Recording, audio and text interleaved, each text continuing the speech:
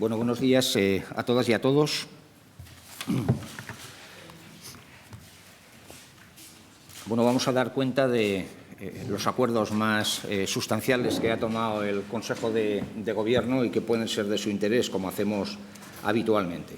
Destacaré tres asuntos que para nosotros son fundamentales. En primer lugar, como saben, se ha aprobado un decreto por el que se repone en su antiguo cargo a don Antonio Arrufat Gascón como delegado territorial del Gobierno de Aragón en Teruel. Conocen todos ustedes que estuvo sometido a una investigación por parte de uno de los juzgados de instrucción de Teruel y su causa ha sido archivada por la Audiencia Provincial, con lo cual, no habiendo ninguna causa imputable a Antonio Arrufat, parece que el Gobierno ha considerado que se le debía de reponer en su cargo y a eso hemos procedido.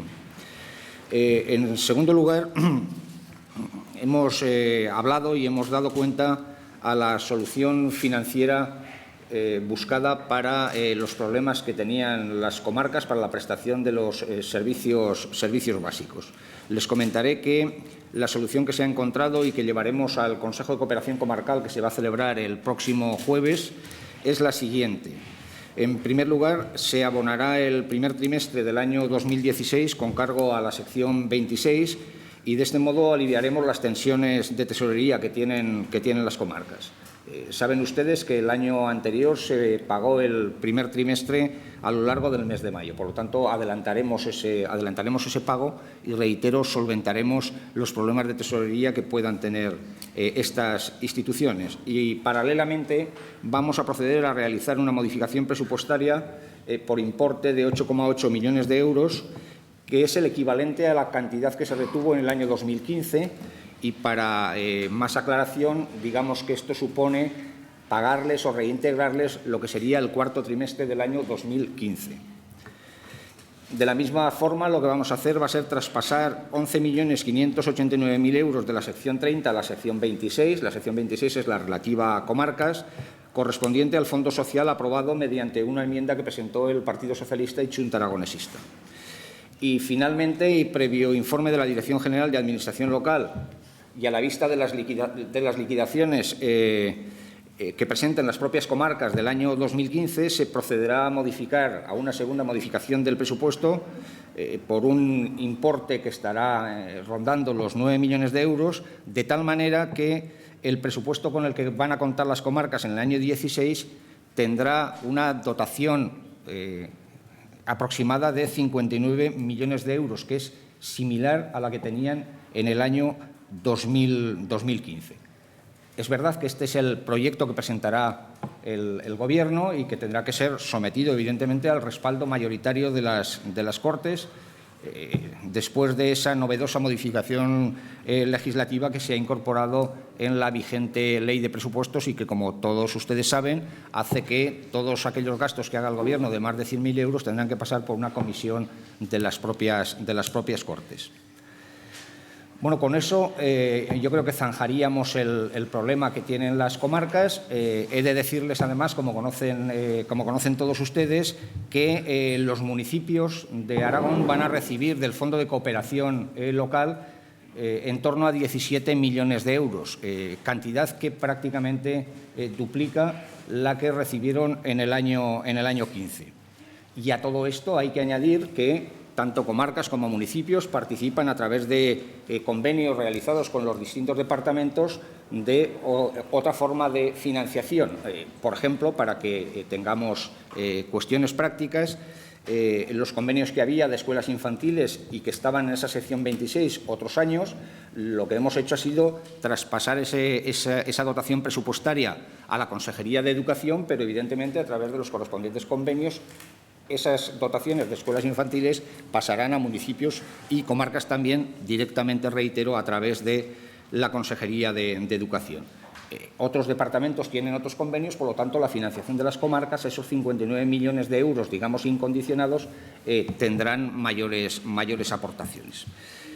Y, finalmente, y como tercer asunto básico, crucial para nosotros, el Consejo de Gobierno ha aprobado el proyecto de ley de renta social básica, que pasará a explicarles la consejera de Ciudadanía que me acompaña y a la que le agradezco muchísimo que nos explique en qué va a consistir esa ley de renta social básica. Así que, cuando quieres, consejera.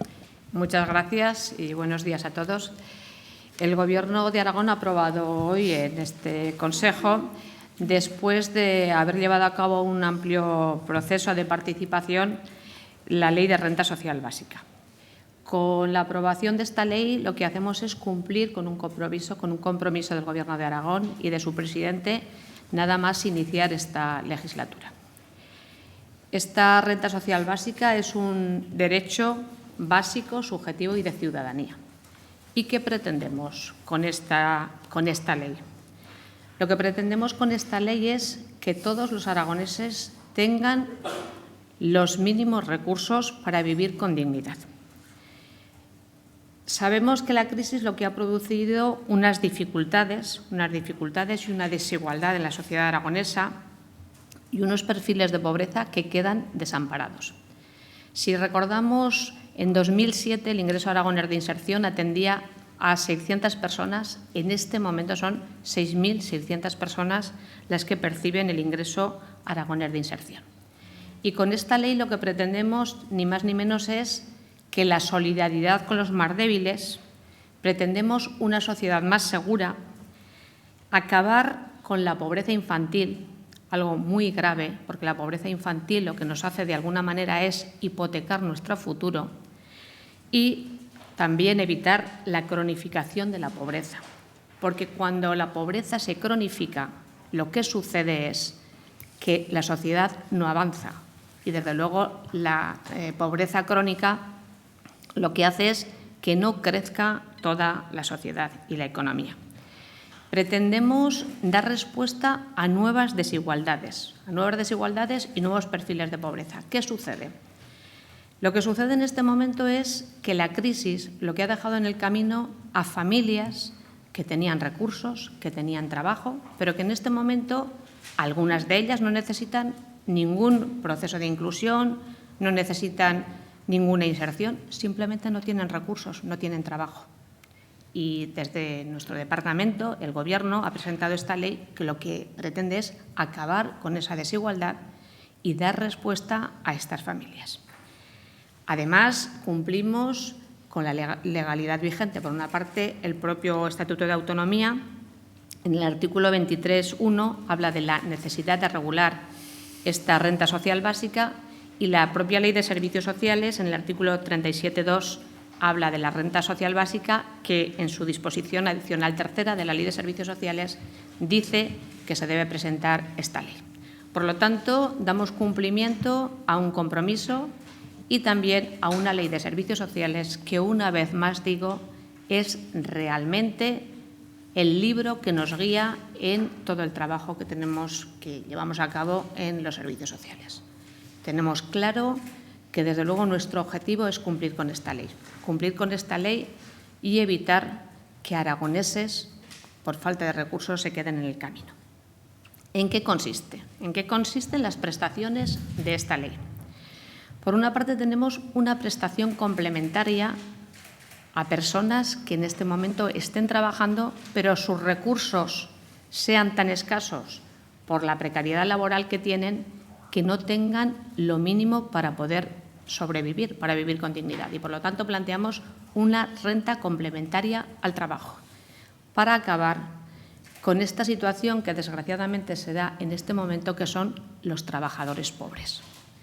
Por otra parte, planteamos también una renta de inclusión y de protección social, con dos modalidades. Una renta que no conlleve la necesidad de llevar a cabo un proceso de inclusión, una renta que hay que decir que es de menor cuantía, y otra renta que lleva aparejada un proceso de inclusión.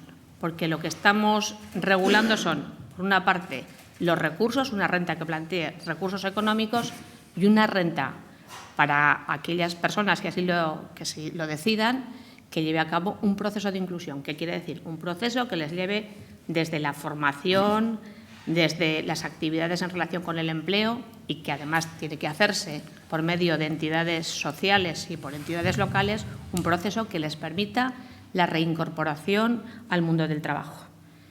Cuanto más proceso de inclusión, cuanto más actividades lleven a cabo en relación con el proceso de inclusión, mayores serán los recursos.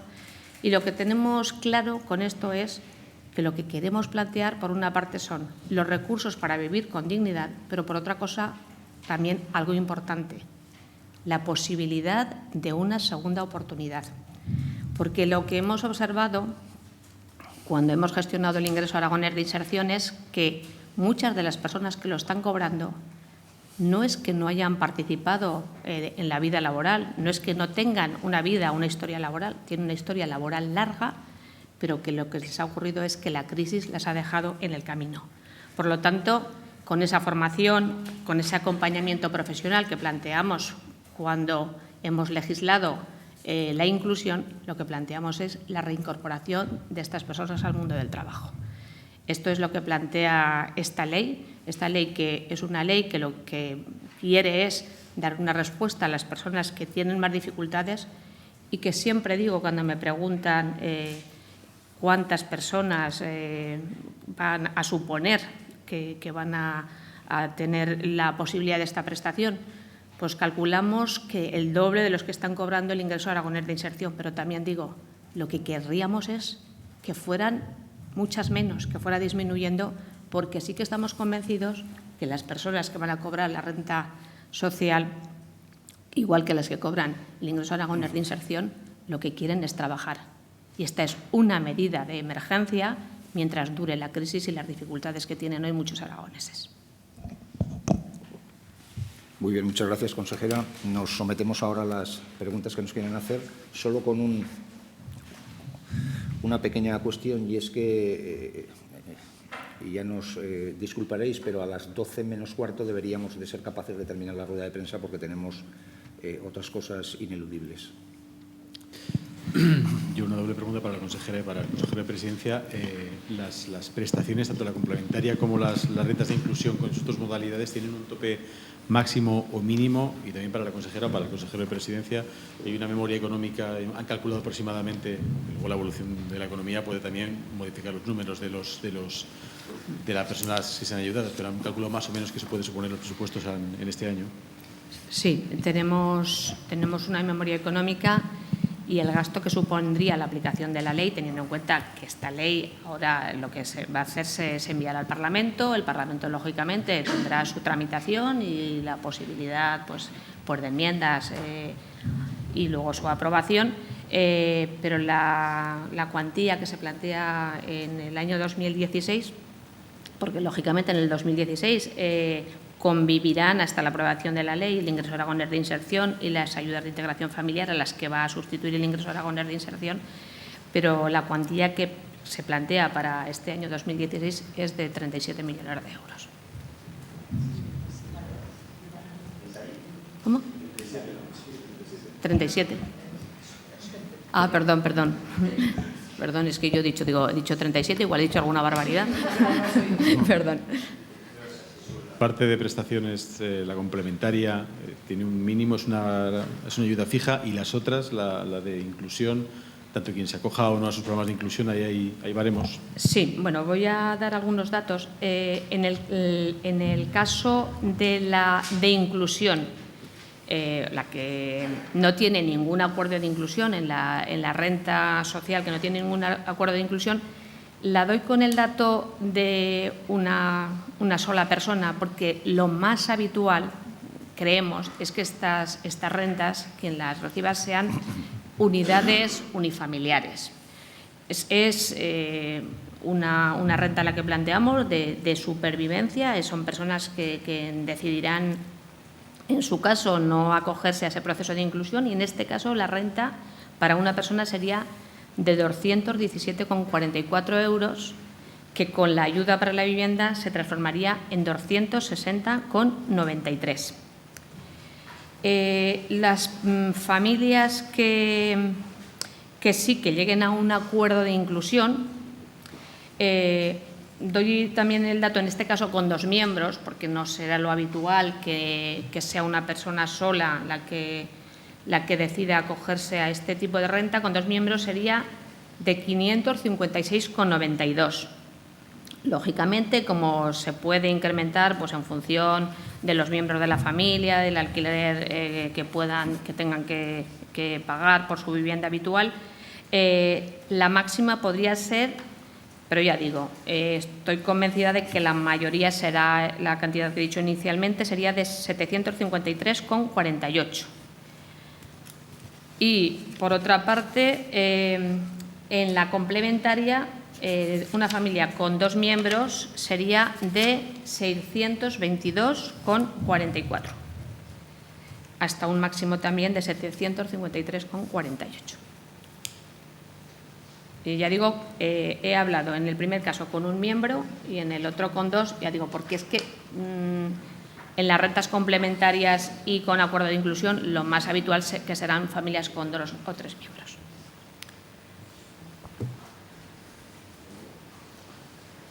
El micro. Gracias. Dos cosillas. El cálculo de beneficiarios, más o menos el doble del IPREM, hablaríamos de unas 13.000 personas.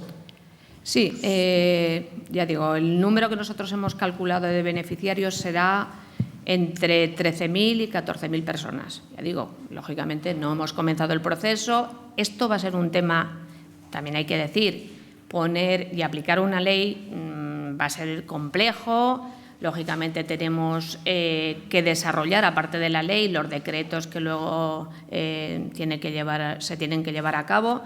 Necesitamos además pues medios tecnológicos para aplicarla, necesitamos acuerdos de inclusión, acuerdos también con las entidades locales. O sea que estamos hablando de una ley que creo que es importante, que desde luego es un antes y un después de los servicios sociales y que desde luego creo y tenemos claro que la tenemos que aplicar pues con los recursos adecuados y en eso estamos trabajando. Y dos cosas más en cuanto a la cuantía. Habla de esos 37 millones. Más o menos calculan, por saber cuándo se calcula que pueda entrar en vigor y ver un poco lo que sería el gasto anual. Y luego, en relación con la tramitación parlamentaria, una segunda pregunta. El otro día, al debatir la última ley de tinte social, digamos, en las Cortes, se habló de que hay varios proyectos de ley ahora mismo en trámite y se habló de la posibilidad de refundirlos. ¿Consideran que sería necesario fundir el decreto de emergencia, la ley de renta básica, el de pobreza energética y el de las ayudas del que se admitió a trámite el otro día? Gracias. Claro, lógicamente en el Parlamento estamos hablando del Poder Ejecutivo, dejamos al Legislativo que trabaje y que haga lo que le parezca oportuno. Lógicamente, la separación de los 3 poderes creo que la tenemos clara. Pero no obstante, sí que voy a dar mi opinión. Yo pienso que no se deberían. Yo creo que no se debería debatir esta ley con la ley. Entiendo que hablabas de la pobreza energética, de la que nosotros presentamos el decreto de ley de emergencia y la emergencia que presentó Podemos. Yo pienso que estas leyes, y ya digo, la autonomía desde luego del Legislativo y del Ejecutivo, se anunció el otro día mismo que la ley que había presentado Podemos se podría debatir desde luego con el decreto de ley de emergencia ciudadana porque tienen muchos temas en común. Pero yo creo que esta debería tener una tramitación en exclusiva. Estamos hablando, yo creo, que de los temas más importantes de los que podemos hablar en relación con los servicios sociales. Estamos hablando de una renta social básica que son pocas comunidades autónomas las que han desarrollado. También en esto aclaro y añado que estamos hablando de la renta social básica que podemos presentar de acuerdo con las competencias que tiene el Estatuto de Autonomía. Lo digo, esto no se puede confundir con una renta mínima universal, que eso es competencia del Estado. Pero yo creo que estamos desarrollando un tema muy importante que nos permite el Estatuto de Autonomía y, por lo tanto, yo creo que esto merece una tramitación separada porque yo creo que estamos hablando,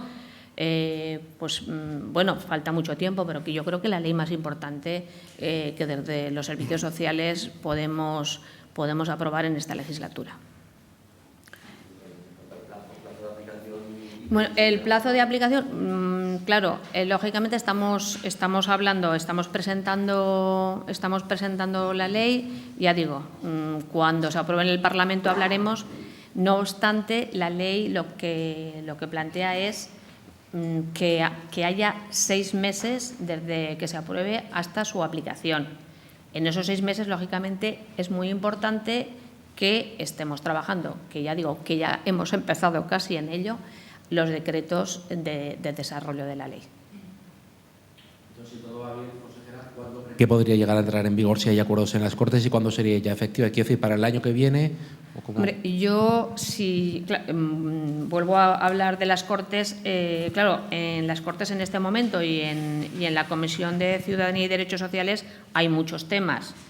Tampoco sé si se puede decidir que esto se adelante a los otros procedimientos que están en este momento encima de la mesa, que también son muy importantes. Estamos hablando de temas que tienen que ver con la emergencia ciudadana. Entonces, eso lo decidirán las Cortes. Entonces, pues una vez dicho esto, pues seguirá su procedimiento, tendrán que llevarse a acuerdo las ponencias y bueno, tendrá que, lógicamente, aprobarse en el Pleno del Parlamento y luego tenemos ese tiempo, que es lo que plantea la ley en este momento, este tiempo para desde que se publique aplicarse. Y nosotros lo que calculamos con esto es que, desde luego, antes de final de este año esté aprobada la ley y podamos empezar a aplicarla. Con este calendario trabajamos nosotros, pero claro, teniendo en cuenta que, lógicamente, pues es el Parlamento soberano.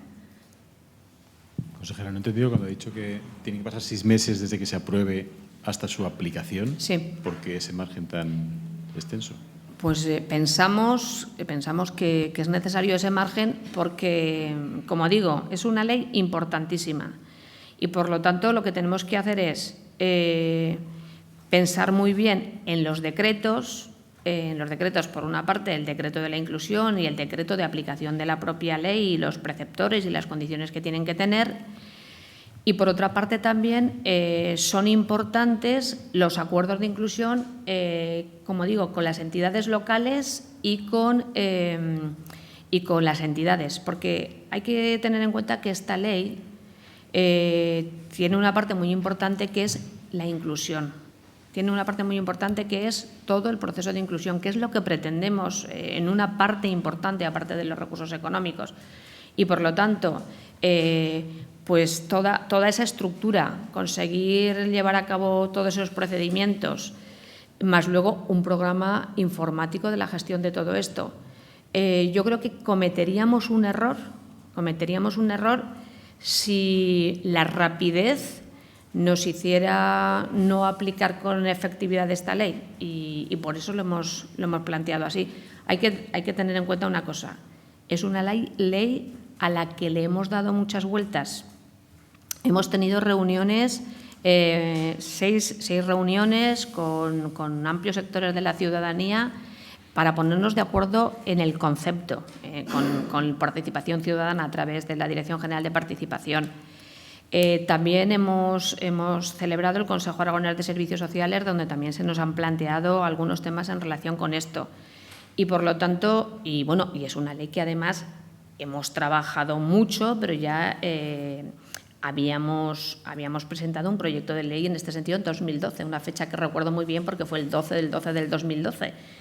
Pero a ese proyecto que pensamos en su día, la verdad es que le hemos dado muchas vueltas, hemos trabajado mucho, hemos hablado con entidades que tienen que aplicarla, con entidades locales, con la propia ciudadanía y, por lo tanto, nos gustaría que una ley tan importante, que supone tanto, que supone una transformación, desde luego la empezáramos a aplicar en condiciones y de manera que se hiciera efectivo tanto la prestación económica como la de la inclusión. ¿Entonces su aplicación se pospone a mitad del año que viene? No, si he dicho que hasta final de año, y es que no sé. No. La aprobación se da cuando las Cortes decidan. Cuando las Cortes decidan, cuando decidan, lógicamente, debe hacer esta ley. Yo espero que sean en muy poco tiempo y después 6 meses, no sé si me he explicado bien o no. Y ya he dicho que este año esperamos que esta ley esté aprobada y aplicada a lo largo de este año. ¿Cuáles serían los requisitos para acceder a la renta social básica? Pues los requisitos para acceder a la renta básica, una vez que tengan las condiciones, que es el requisito primero es estar empadronado un año en la comunidad autónoma. Lógicamente, si estamos hablando de rentas complementarias del trabajo, pues que los recursos que tengas por trabajo sean menores a lo que te correspondería por la renta básica. Y luego, pues, lógicamente, no tener recursos, bueno, habrá que mirar en la ley también, porque lógicamente también los recursos no solo entenderemos como recursos, los recursos que tienen como prestación por el trabajo, sino tus propios bienes, los propios ahorros que puedas tener y las viviendas fuera de la habitual. Puedes tener también una vivienda, por lo tanto, eso también se consideraría como un recurso. Digo que es una ley compleja de aplicación. Para las complementarias, si no he entendido mal, es para personas con trabajo muy precario, y hablaban de que podrían percibir desde 622 la pareja, por así decirlo, hasta 743 euros. 753, sí. ¿Cómo?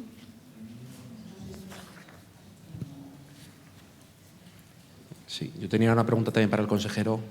En relación con las comarcas, hablaba de 59 millones de euros como cifra global para 2016, sin contar con esas otras partidas que ha mencionado para, por ejemplo, escuelas infantiles, ¿o estarían incluidas allí?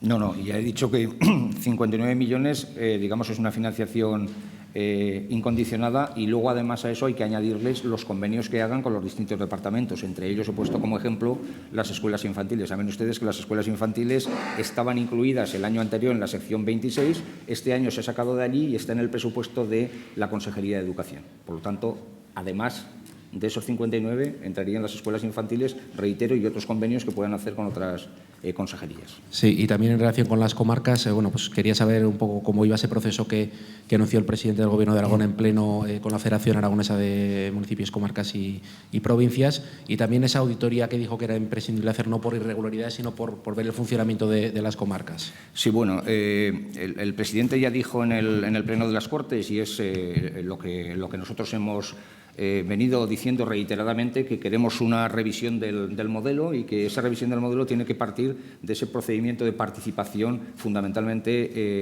de los municipios aragoneses, de los 753 municipios aragoneses. Y, por lo tanto, eso lo vamos a hacer a través de la Federación Aragonesa de Municipios, Comarcas y Provincias. Y ese procedimiento va a empezar ya. Cuando decimos ya, es este próximo mes.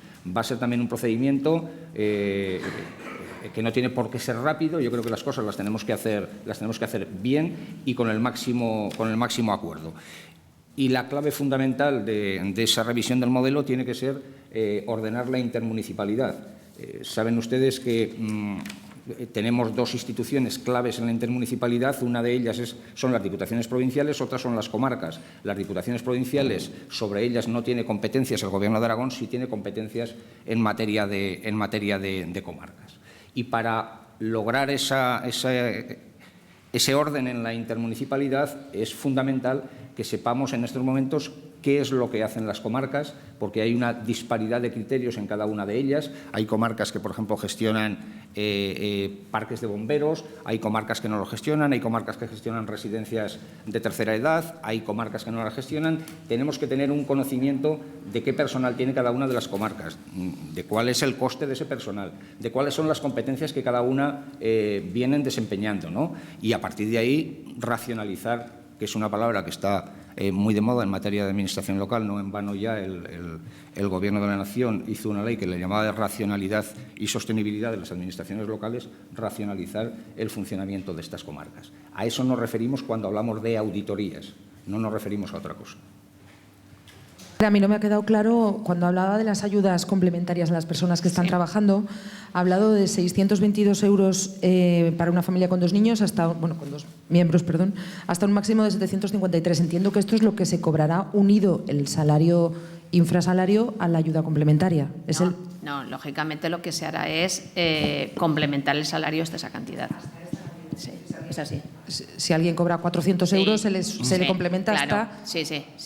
O sea, lo que se quiere garantizar es que todas las familias tengan una mínima cantidad.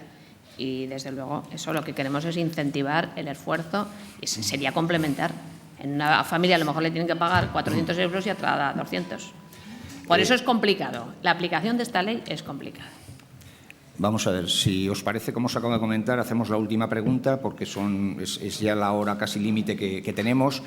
Eso no impide que podáis hablar con la consejera de cualquier duda que podáis tener, entiendo, consejera. Después de la propia rueda de prensa, si tenéis alguna duda, tiene su equipo también y lo podéis comentar. Así que hacemos la última pregunta y terminamos. Yo le quería preguntar, porque hace unos minutos Rivera de Ciudadanos ha dicho que su condición, una de las 5 condiciones para pactar con el PSOE, es eliminar las diputaciones. Saber un poco qué le parece. Bueno, yo tengo más que suficiente con hablar del Gobierno de Aragón como para entrar en las negociaciones que está haciendo Rivera con el Partido Socialista para hacer ni más ni menos que el Gobierno de España. No, pero siempre hemos dicho lo mismo y lo reitero. Nosotros queremos ordenar la intermunicipalidad. Para ordenar la intermunicipalidad tenemos que ser capaces de actuar sobre 2 instituciones. Una que es las competencias que tienen las diputaciones provinciales. Y valga la redundancia, no somos competentes para decidir sobre diputaciones provinciales porque esa no es una materia que le competa a los gobiernos autonómicos, eso es una materia que compete al Gobierno de la Nación.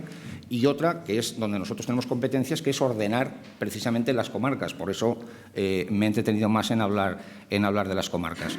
Y no manifestaré cuál es mi opinión porque no es de interés, desde luego, la opinión que tiene el consejero de Presidencia respecto a las diputaciones provinciales. Muchas gracias.